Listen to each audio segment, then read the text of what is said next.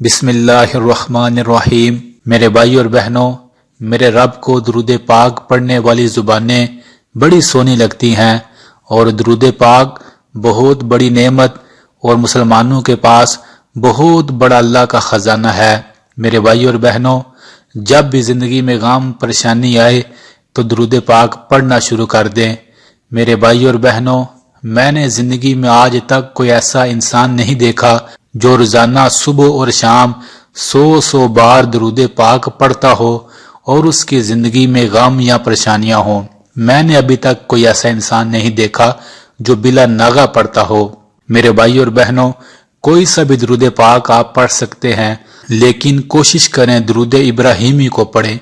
ये कितना खास दुरूद पाक है कि अल्लाह ताला ने इस दुरूद पाक को नमाज के लिए चुना और नमाज का हिस्सा बनाया।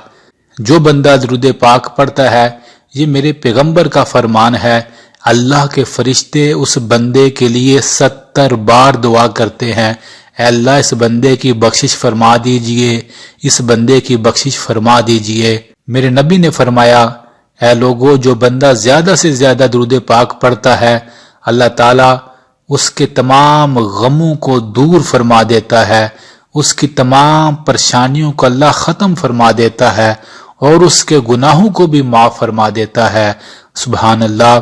जब आखिरी नबी ने ये बात बता दी, हम ईमान करके यकीन करके एक दफा पढ़ना शुरू कर दें, फिर देखें जिंदगी में कैसी बहारें आती हैं। आपकी सारी जिंदगी लिख लें, खुशियों से गुजर जाएगी अगर आप सिर्फ एक काम कर लें। रोजाना सुबह और शाम बगैर किसी नागे के 100 बार दुरूद इब्राहिमी पढ़ लें, या दिन में चलते फिरते जब जुबान फारिग हो दुरूद इब्राहिमी को पढ़ लें।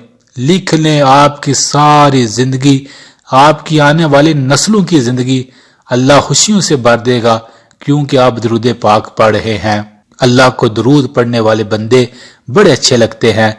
ज्यादा से ज्यादा दुरूद पाक पढ़ें, फिर देखें रब के खजाने कैसे आप पर खुलते हैं। अल्लाह हम सब को इन बातों पर अमल करने वाला बना दे। आमीन सुम आमीन।